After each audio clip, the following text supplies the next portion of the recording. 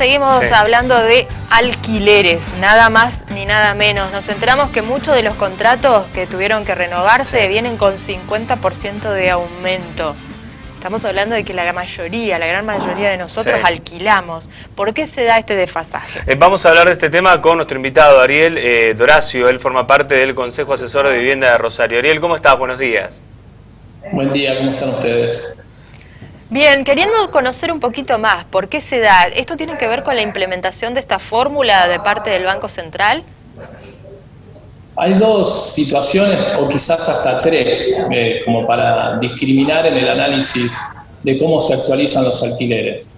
Por un lado tenemos el índice oficial que actualiza los valores no de los contratos que se renuevan, sino de los contratos que fueron firmados el año pasado y que cumplen un año, y se actualizan de acuerdo al índice oficial que promedia inflación y salarios.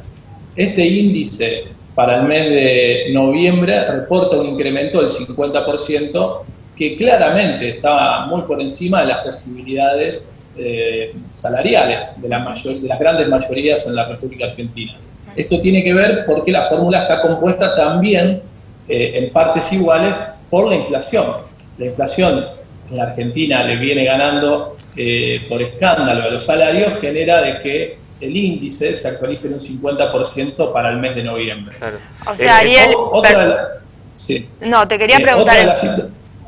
Sí.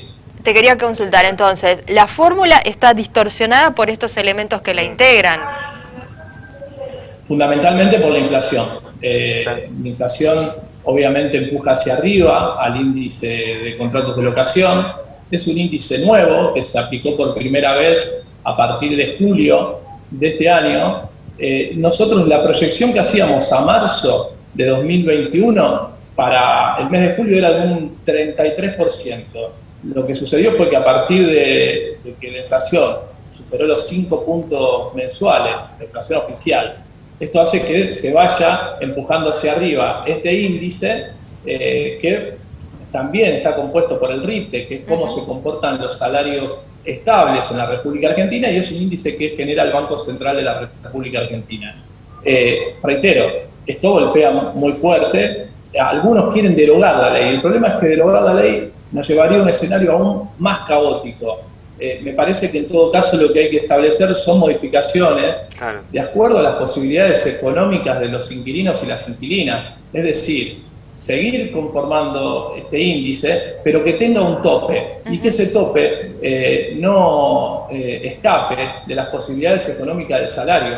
Algunos nos quieren llevar a la fórmula anterior, que era impuesta por las inmobiliarias, el valor inicial y obviamente el valor dentro de lo que eran las indexaciones. Y nosotros, si observamos lo que sucede con los comercios hoy en día, que siguen con la fórmula anterior, porque la ley no los incluye con el índice alquiler, vemos que los valores se actualizan cada 6 meses, no de manera anual, como establece la ley actual, y con un índice semestral del 30%. Entonces ya estaríamos cerca de un 70% anual de incremento de las locaciones, pero además tendríamos aumentos cada 6 meses, algo que la ley nos salvó de este tipo de situaciones. Entonces, hay que ser muy prudente a la hora de pensar de qué manera se modifica la ley para no perjudicar aún más a los inquilinos. Pensar la opción, Ariel, porque lo que se me venía a la cabeza es, aumenta la inflación, vienen las paritarias, uno quiere una mejora salarial, pero esa mejora salarial se va directamente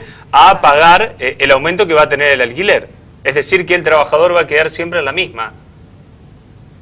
En ese sentido, claramente nosotros establecimos de que la fórmula debía estar compuesta primero por el índice salarial en la Argentina, porque era algo que igualaba a las posibilidades económicas de los trabajadores.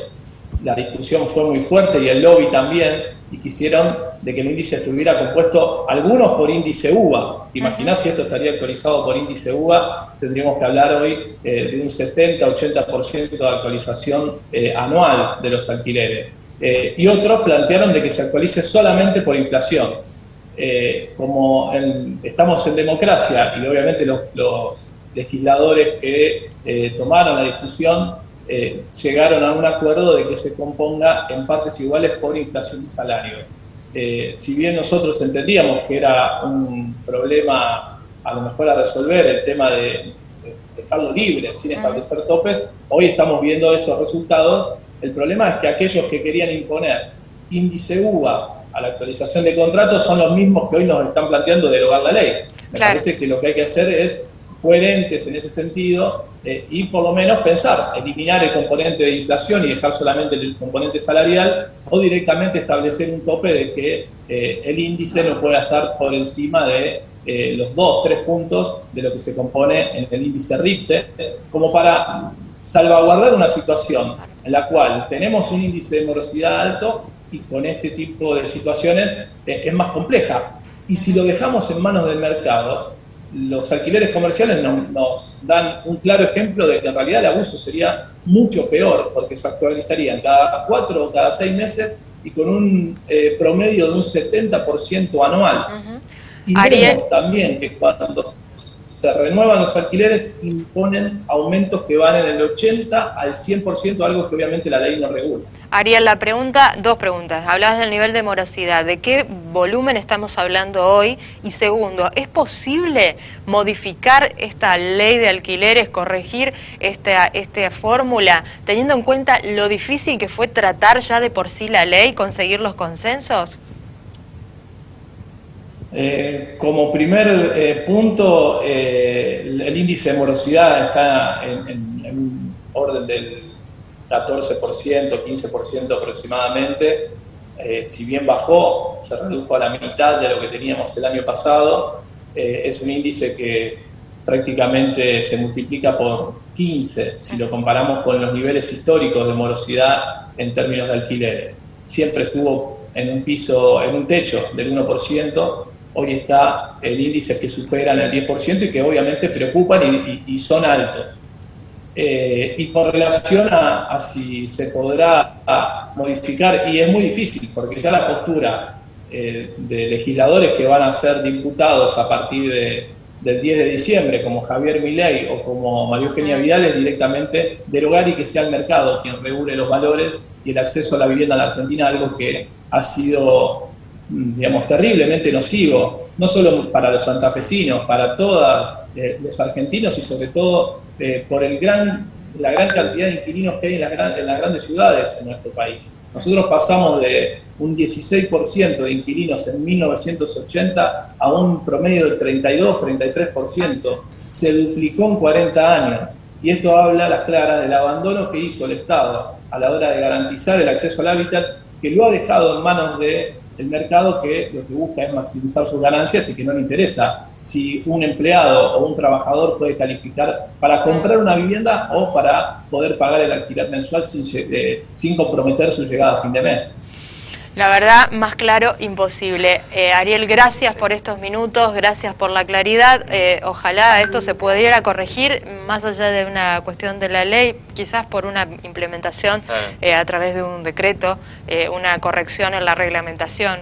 Quizás sería más sencillo, pero cuando hablamos de intereses todo parece difícil. Y que uno entiende también que tiene que ser equitativo para ambas partes, ¿no? Tanto para el que alquila como el para el propietario. Claro. Totalmente de acuerdo, y hoy por hoy, como vos bien decís, también tenemos un ministro de Hábitat a nivel nacional que no tiene intenciones de sentarse a discutir, por lo menos con los inquilinos, una fórmula que nos contenga a todos y que sea equitativa para ambas partes, que es lo que se buscó lograr con esta ley y que hoy vemos el perjuicio que genera a las personas que alquilan. Gracias, Ariel, buena mañana. Igualmente, muchas gracias a ustedes.